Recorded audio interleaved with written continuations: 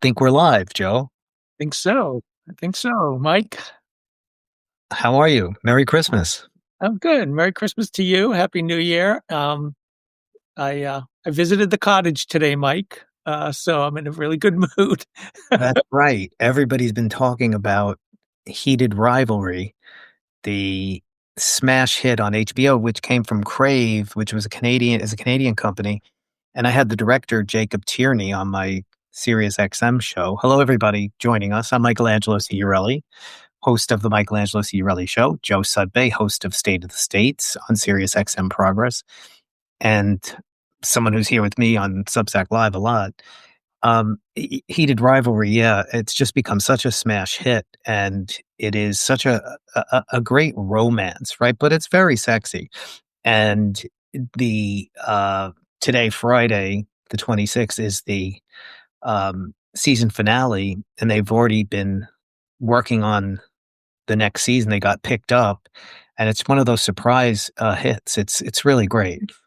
Yeah, it brings joy. I mean, and it's a queer show that has happiness. And, Yeah, for so long in our lives, the movies we've seen have been, they've been realistic about right. death and dying and AIDS and bashing and all kinds of horrible things, which are all true. So this is the woman who wrote the series, Rachel Reed. She wrote a great gay romance novels, and Yeah, it's very romantic, and it's lovely, and it's it's just put me in such a good mood. hockey. Apparently, it's in the genre of hockey romance, which is a whole genre, and it's gay romance that many women, I guess the larger audience is women, and it's great. So people should check it out on HBO. Yeah, So, it's lovely. Joe, here we are at the end of the year, and looking back on the year, looking back on everything that's going on, looking back on everything that's happening now. And the question I want to put out, and I want to put it out to everybody in the chat. And by the way, folks, this is our first time doing this on desktop.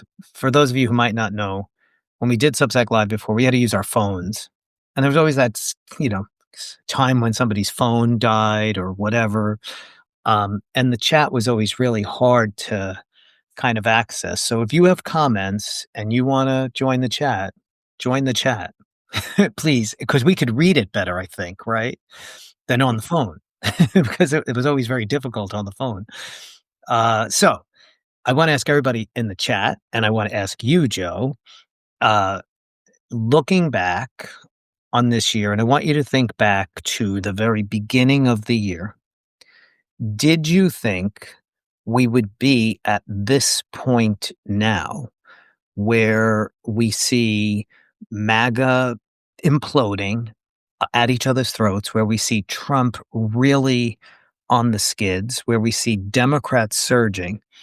And thinking back to those first months and how dire it seemed, I know, were seeing the glimmers because you cover state legislative races and there were special elections. But still, even with that in the mix, and I ask everybody in the chat too, did you think we would be here now in the beginning of this year? I didn't think I thought there was a great tendency for Trump and his crew to implode. Um, they've done so spectacularly. And as you mentioned, in the beginning of the year, there were glimmers of hope. There were some early special elections in Virginia. And in the lead up, I was just looking at the headlines again. Politico and the New York Times and Washington Post are all predicting, will Democrats show up? They've got no enthusiasm. Trump, they treated Trump like he had won a landslide, and he hadn't. But unfortunately, too many people on Capitol Hill did the same thing. And, and remember when the Senate Democrats caved on the budget bill, and we were all so furious. And I think the special elections I saw, and one big one in Iowa at the end of January, Mike Zimmer, in a very Republican district.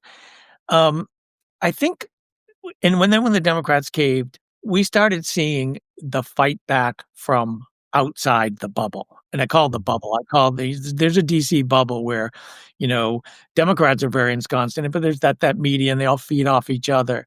And there was one other thing that really showed me something different was happening, and it was in early April. 3 young people were kidnapped by ICE in Northern New York, and it turns out it was Tom Homan's hometown, and it was only a town of about 1,200 people. Over 1,000 people showed up at his house to protest.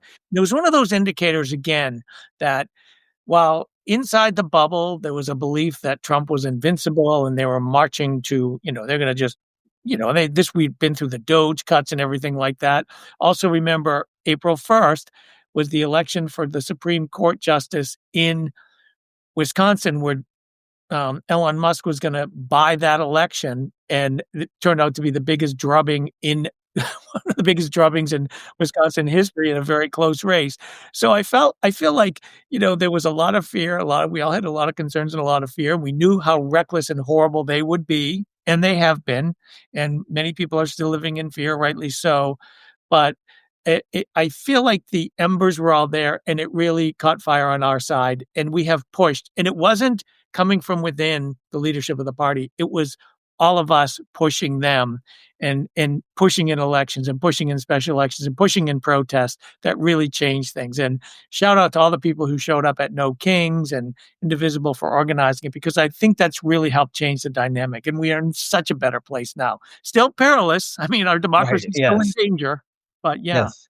So, for those just joining us, I put the question out to everybody listening, watching, and Joe, looking at looking where we are now and seeing Democrats surging, Trump just really tanking, MAGA imploding.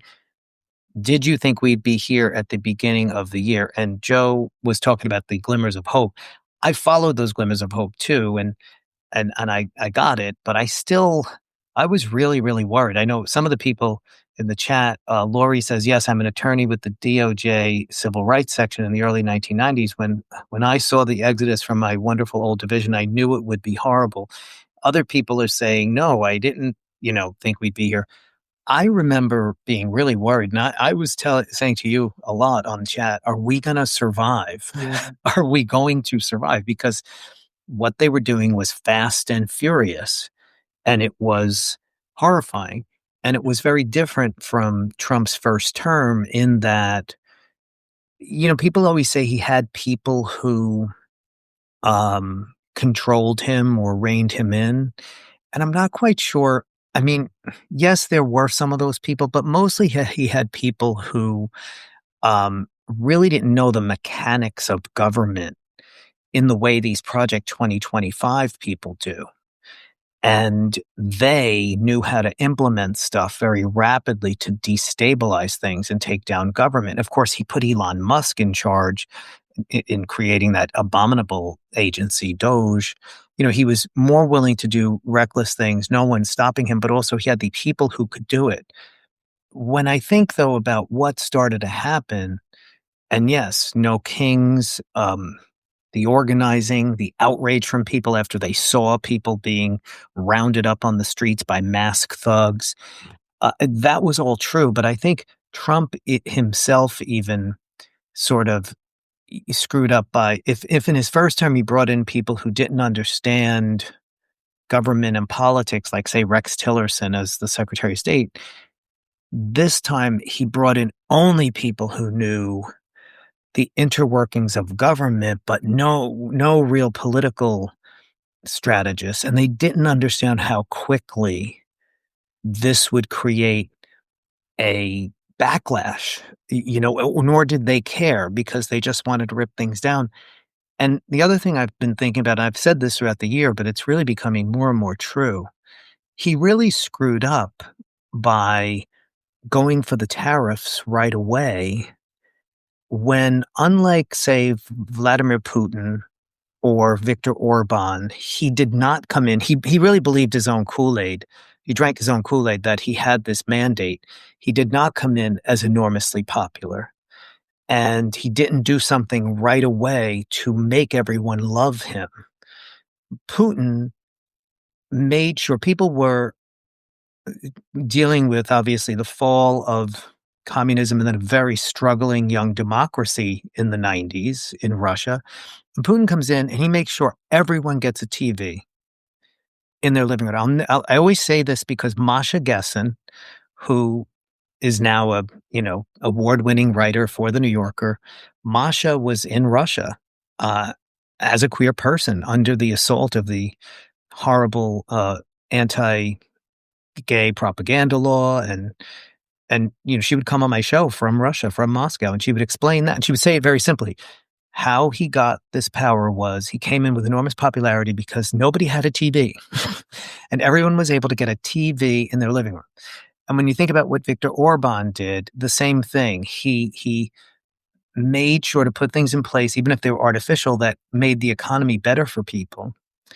And that was how he gained the power to then start doing stuff. And it's sad that people don't really care about other people, but that's really the case. They only care about other people if suddenly they're suffering too. And so when, he came in on this idea that people wanted a better life, wanted, they were looking at an economy where inflation was high, even though, of course, Joe Biden had brought it down dramatically. He needed to do something right away that would up his popularity and and then he could amass this power.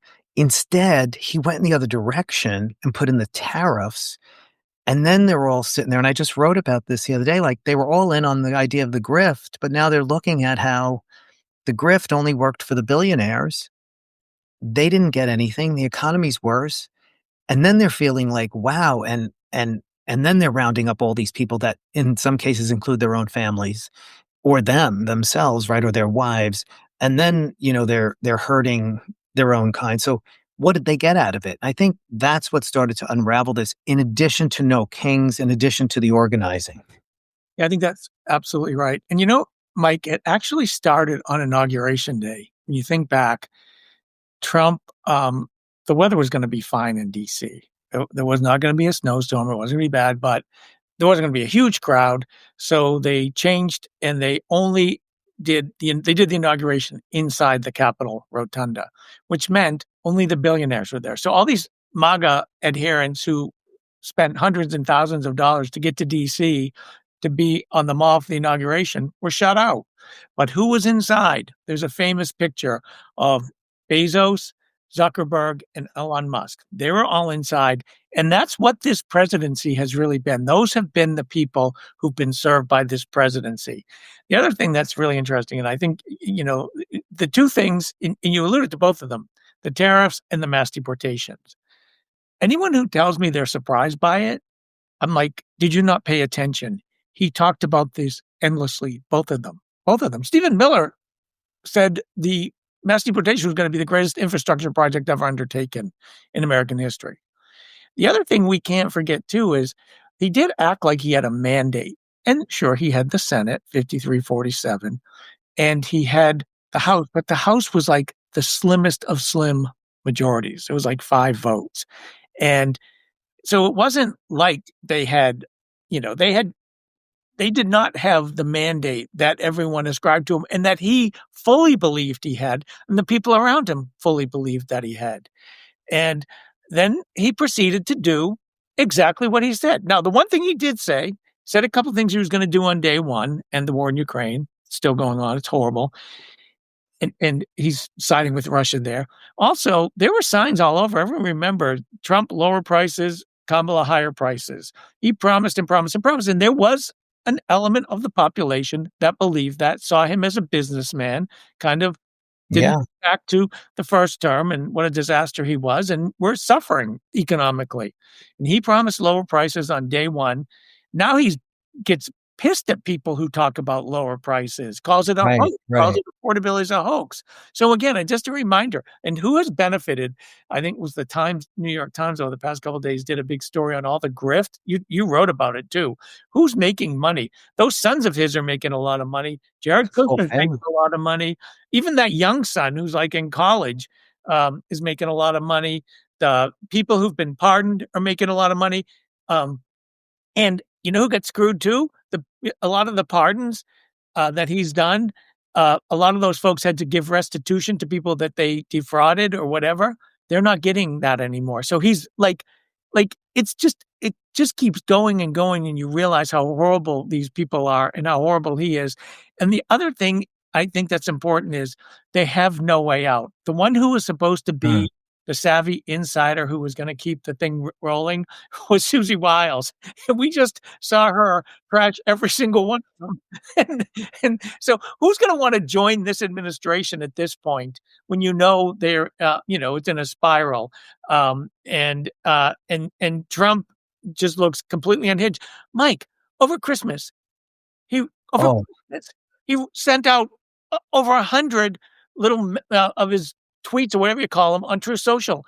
If you or I had a friend who was doing that over Christmas, we'd call their family. We'd say, "Are they okay?" We'd check in because people don't do that. He's acting more and more deranged by the well, day. he sent out that one that seemed to be, I'm gonna read from it, both an admission, regarding the Epstein files, which the Epstein files, it's exploding and exploding, and they're freaking out. They don't know what to do. They thought they would dribble out some now. That didn't work. Republicans and Democrats calling for contempt of Congress charges. I think this is really worrying them. They're not getting that support from the rest of the Republicans.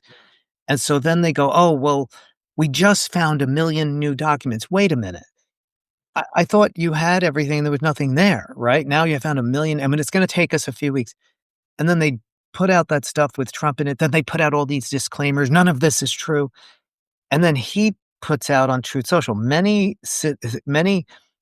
Merry Christmas to all, including the many sleazebags who loved Jeffrey Epstein, gave him bundles of money, went to his island, attended his parties, and thought he was the greatest guy on earth, only to drop him like a dog when things got too hot, falsely claimed that they had nothing to do with him, didn't know him, said he was a disgusting person, and then blame, of course, President Donald Trump. He's describing himself, first of all. Secondly, why are you bringing attention to this? I mean, talk about the Streisand effect, right? And then he goes on, he basically calls for the death of Democrats. This is after he did a post on Stephen Colbert saying he was dead man walking. He says at the end, and to Democrats, enjoy what may be your last Christmas. Like, what in the hell is that? It's deranged. It is deranged thinking. It's dangerous thinking too, because we know he incites people to violence, and he has for a while. And one of the key moments this year for me, I mean, think back, was remember when there was a cabinet meeting, and it was right when Bondi was sitting next to Trump, and she was asked about the Epstein files, which Trump had made a big deal out of. Bondi, Kash Patel, Dan Bongino. Oh, the Epstein files are sitting on my desk. They talked about them endless. They kept them in the news. And the day There that were 1 million files sitting on the desk. Like, they don't sit on desks. What? right, That was all just lies. that was all bullshit. But then when Bondi got asked a question and Trump said, "Why are we still talking about Epstein?" That was one of those moments where I was like, Yeah, "Oh, it's okay, it is exactly what we thought." it's And we have done. seen more and more evidence. And, the past week was wild. I mean, first of all, that Congress passed that law in the first place, that Yeah. Trump understood the pressure that he had to do it. And the pressure is continuing. And look, it's the Epstein files, and we've talked about this too. So you've got the Epstein files themselves, then you've got the digging that the House Oversight Committee is doing. They subpoenaed a lot of information, and Robert Garcia, who's the ranking Democrat, has been pushing a lot of that information out. Ron Wyden, who's on the Senate Finance Committee, senator from Oregon, he has been digging into the financial information, the financial shenanigans. Jason Leopold at Bloomberg has been doing the same. So this story is so far from over. And at the center of it, at the core, are literally, it's looking like And hundreds, maybe 1,000 women who were abused and sexually we've trafficked got this by this one monster. message in which an attorney is saying, just a heads up here, Donald Trump is in these files on the plane way more than we previously thought. Trump had said he was never on the plane. He Yeah. was on the plane many times, including with a 20-year-old woman and Epstein and Ghislaine Maxwell, including with unnamed witnesses who have been witnesses in these sex abuse cases. So there's a lot that's coming out and that's going to come out. And I saw even Michael Flynn now. Uh, like, I mean, when you start losing people, it's really bad. Michael Flynn, former White House National Security Advisor, of course, then he was charged with crimes, found guilty, and Trump pardoned him. Uh, he says, okay, I'll buy that Epstein is dead. But if a former president or presidents of any country or other elites are part of a child rape and abuse scheme, I'm not someone you want as your enemy. It isn't about Epstein and Democrats. It's about the child sexual abuse by morally depraved psychopaths who think they rule the world. They don't. We do. Donald Trump, deal with this issue front and center. Pam Bondi, this is a disaster. Susie Wiles, get a grip on this issue. It is not going away. So they're imploding. Yeah. They're imploding. Yeah. Now, Yeah. I want to go back to the question. And for those just joining too, I put the question out at the beginning. Did you think we would be where we are now, where we see just what we said, the implosion? And, did you think that in the beginning of the year that it would be so quick that it would happen at all, right? Because a lot of people thought this is it. This second term, we're never going to survive. And Joe, you pointed to the issue of the tariffs and the inflation. Well, I did, and you picked up on what I was and elaborating more on that, and the issue of mass thugs on the streets and the mass deportations and how those really affected people. And I think what really happened was Democrats, as you discussed and I discussed many times, Democrats in Washington, Democrats in the bubble, really thought the way to deal with Trump was like to bow into him, lean into him, try to meet him halfway, do whatever. We had Gavin Newsom right out of the gate talking about maybe we should listen to them on transgender people and sports or whatever, right? Like that was kind of the initial reaction. And a lot of the, establishment Democrats still were doing that. It really took kind of that combination of no kings and the protests. And then once the people who were being elected were running on the issue of affordability and the issue of democracy, as you saw in the special elections. But then as we got beyond the special elections to the actual off-year elections, right? That finally convinced the Washington Democrats, the Beltway journalists, the Beltway Democrats, and even a lot of the journalists, right? Okay, this is a thing. This isn't about special elections and the specific kind of turnout for that. This is the way to go. And I think we've now seen the establishment Democrats also shift into a posture of going on the offensive, no more leaning in as they're all crumbling. And that it happened very quickly, but I guess it wasn't as quick as we would have liked it because we were thinking it was going to be bad, but it really took that first off-year election to confirm what was happening in the special elections. I mean, I remember saying to you, Joe, we need a blowout in these elections, and privately, right? And I thought we were going to get a mixed or something they could call mixed, Yeah. and it wasn't. It was a true blowout, and that convinced finally the establishment. Absolutely. And, it was interesting. I get to talk to state leg candidates every week. It's so great for me. I love it. And I learned so much from them. And the consistent theme I heard, and I spoke to candidates from Virginia, Mississippi had some special elections this year to undo racial gerrymandering. I talked to one of the candidates for Public Service Commission, and there was always the theme because they all knock doors.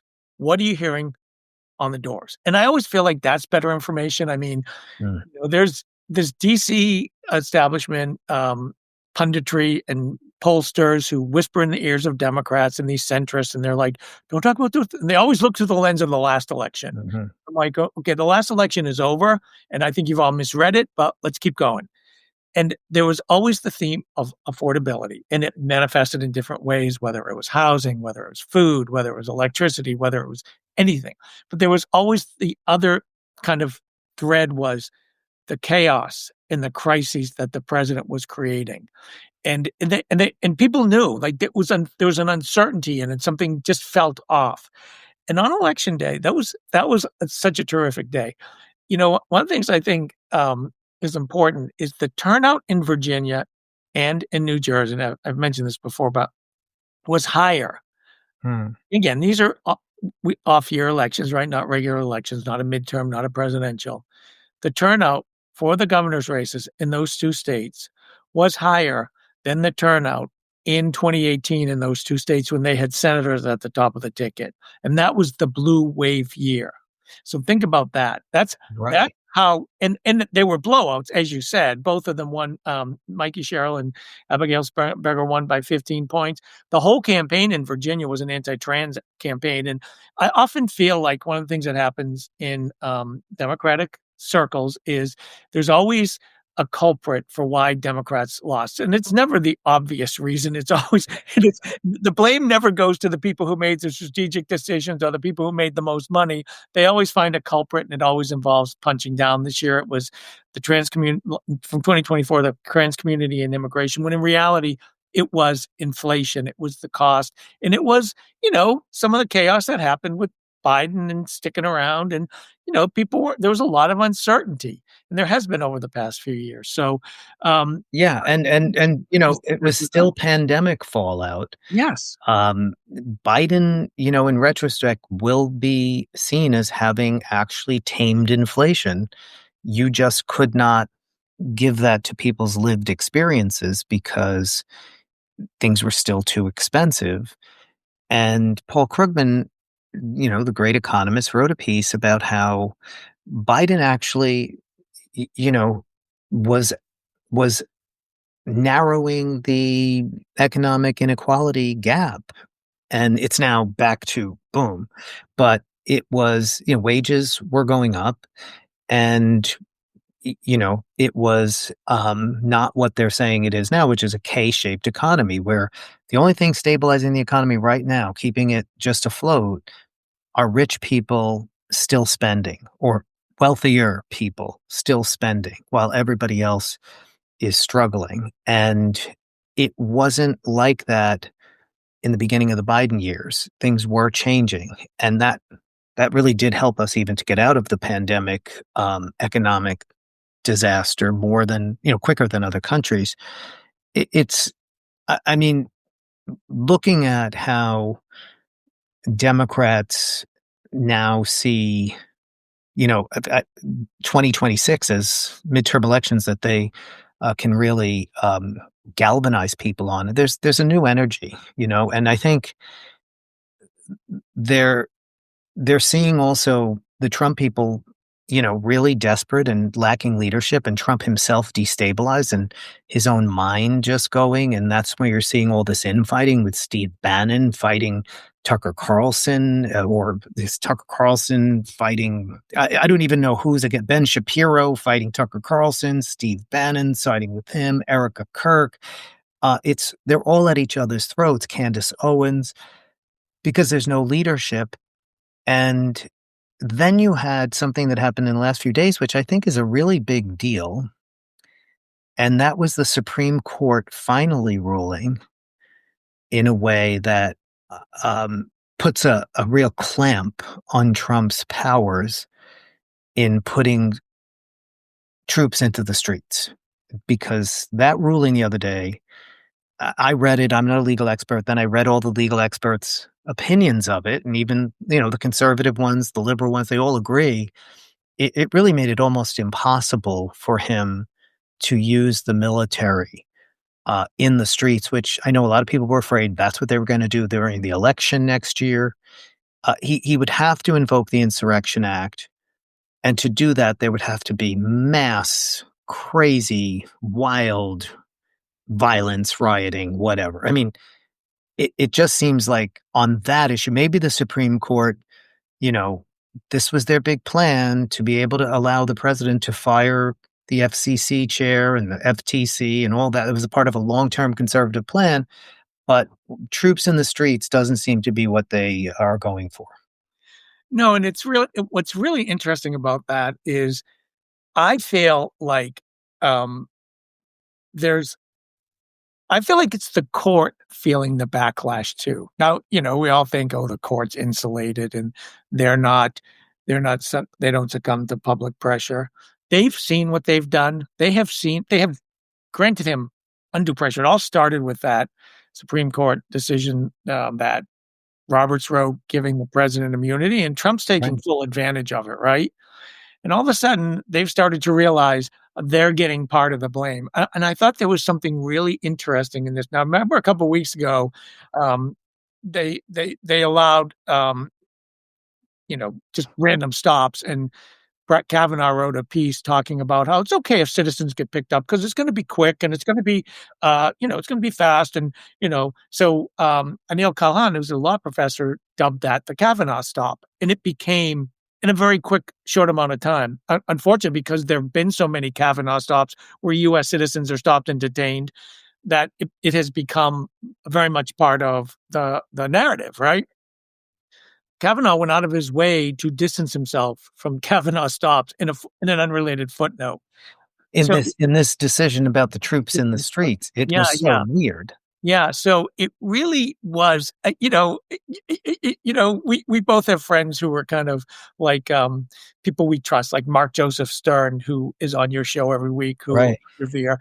And when I was watching their reaction to this decision, and you're like, and I was like, because I thought it was a holy shit decision, but when you're seeing like Mark and others going, "Wow, this is really big," it is.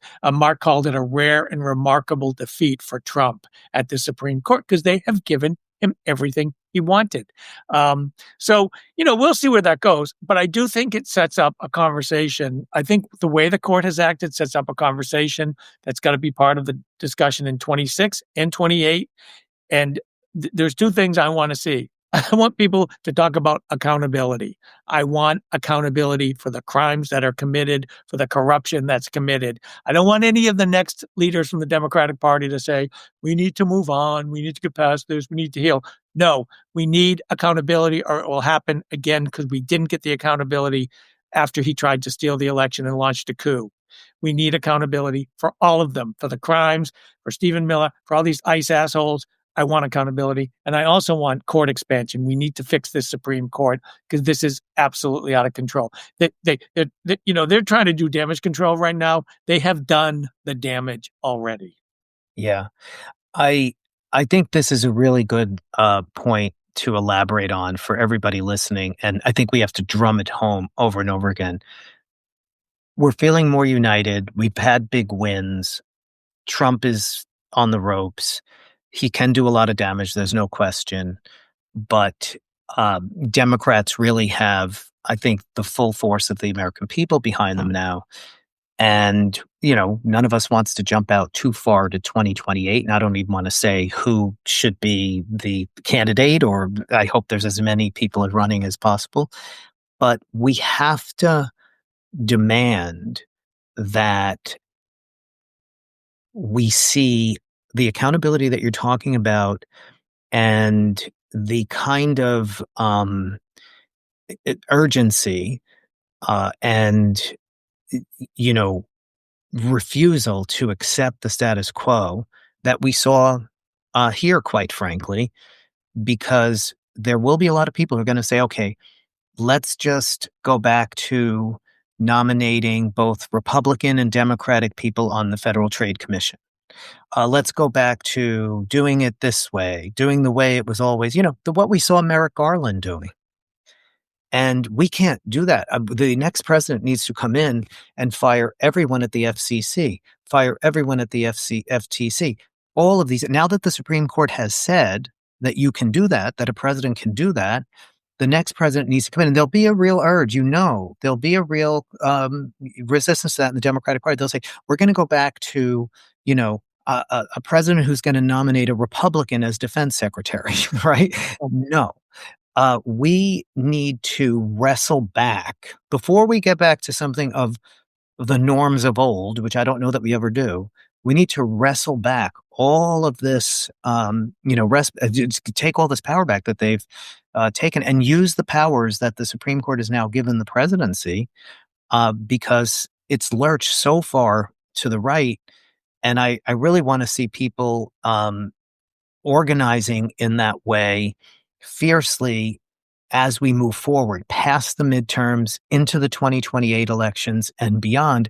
And this issue you talk about with expanding the Supreme Court, the only way we're getting out of this mess in terms of civil rights, in terms of voting rights, in terms of corporate oversight, all of it is if we expand the Supreme Court. And Paul Waldman wrote about, he comes on the program and he's got a Substack here. He wrote about how we really need a campaign to do that. We need a full on campaign that is funded with ads, with speakers, tours around the country. We have to change public opinion so that the majority of Americans realize we have to expand the Supreme Court. And it reminds me of the campaign for marriage equality. Yeah. People think that something like marriage equality just sort of happened as the courts, looked at the Constitution and lawyers made their arguments, and then it got to the Supreme Court and they decided. And all of that is true. We had great lawyers, and we certainly had court decisions that did look at the Constitution and did read the Constitution right. But we also had a public campaign because, as you said earlier, the Supreme Court does not want to get too far out ahead of public opinion. It does respond to backlash. And on marriage, I mean, if you think about where marriage was many years ago, and we saw earlier court decisions that were like, get out of here, right?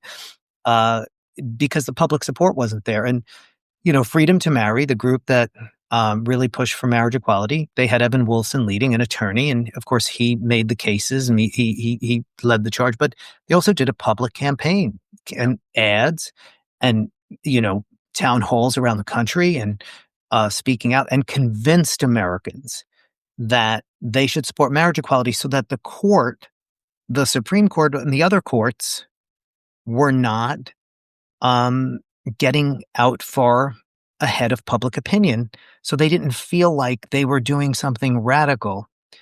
And the other thing that happened with marriage equality was you had the states able to pass laws that overturned bans on marriage, and in some cases, states that actually made marriage legal by ballot measure too, right? And that was a way that the court could see it. So in this case, maybe you have states, pass resolutions to expand the Supreme Court. There has to be something where the states, and maybe that could be ballot measures, right? California could put it on the ballot. It's not going to have anything binding, but it's the public opinion of the people of California or the people of New York. You need to start somewhere. You need to make that case. Absolutely. And it is going to take all of that because, a lot of people are institutionalists. A lot of Democrats are institutionalists. But the Republicans abuse the court. Look, Mitch McConnell changed the members on the court when he wouldn't let Barack Obama That's right. appoint a successor to Scalia. They're willing to. In Utah, they were just prepared to expand their Supreme Court. It's happening in the states. A couple other states have done it. Arizona has done it. The Republicans have done it around the country. There is precedent for doing it, and we must do it. And I just think, And it's internationally, countries that are far smaller than the United States have much bigger Supreme Courts. It's and they actually decide things with 3-judge panels the way a court of appeals might, or 5-judge panels or whatever, but they may have 20 something members of the Supreme Court. And the way that the great Elie Mystal explained it to me, if you have 25 members, and the Democrats might appoint some, and then the Republicans will expand it further. So what? Let it keep growing. If somebody dies on the Supreme Court, like a Ruth Bader Ginsburg, it doesn't matter that much. It's not as critical when somebody dies, because no one Supreme Court member is so vital to the court. So that's the argument that we have to keep with, and that we got very far ahead here, but I think it's good to do that.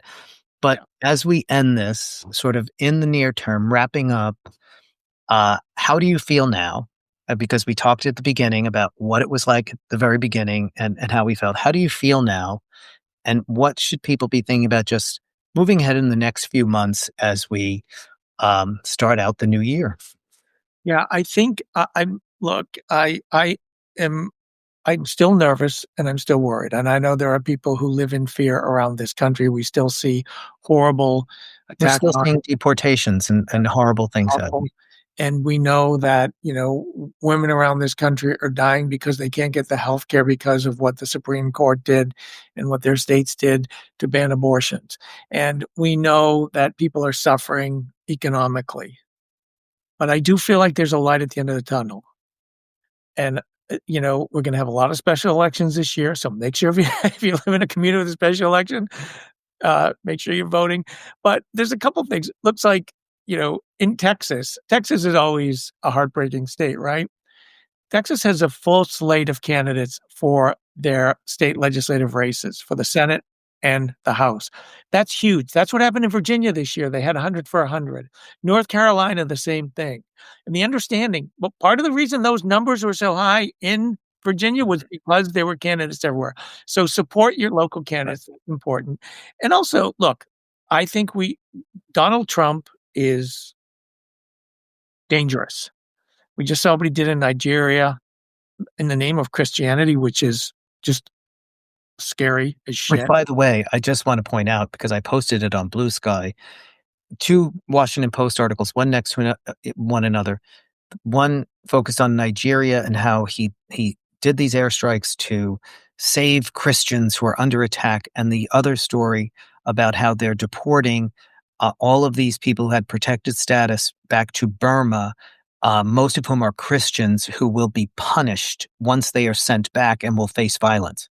So they don't care about Christians. No, they don't. They don't. It's always an excuse. The other thing is what he's going to do in Venezuela too. This is a guy who's, you know, he wants war. They want war in Venezuela, and I think a lot of them come at it for different reasons. Marco Rubio's, what's really interesting about Rubio, I think he's the most. I think he's so duplicitous, I can't stand him. But Marco Rubio is siding with, he wants Maduro gone, right? He really wants Maduro gone. It's part of his local politics. Mhm, And then you've got Hegseth, who's just a warmonger. And then you've got, the oil people who are like, mhm. gleeful at the idea of getting that oil out of, uh, Yeah. Venezuela. So I think we have to be careful that they're willing And to and spend. and and let me just add Stephen Miller Yeah, interested in it because the Supreme Court has pretty much said they can't use the Alien Enemies Act and that whole horrible, thing they did with deporting people to the torture prison, was illegal, and if they try that again, they know that they're gonna be in trouble. But they think they can use the Alien Enemies Act if we're actually at war with the specific country that we wanna deport people who are citizens of from this country. That's another reason. yeah, yeah. So they all have their reasons for doing it, which makes it dangerous. And they're willing to send a lot of look, Marco Rubio's son's playing football for one of the colleges in Florida. He's not going to be going, and Barron Trump's not going to be going. They're going to send other people's kids to die, which is what they do. Another war based on lies for oil. Looks like it could be coming. Yeah.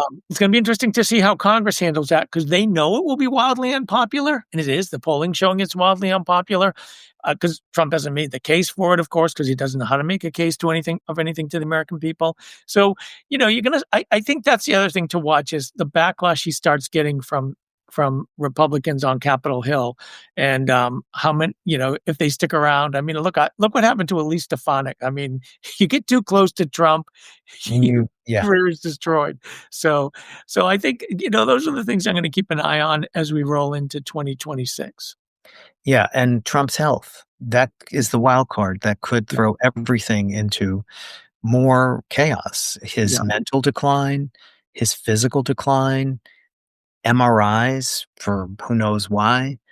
That is something I think we've all got to pay attention to.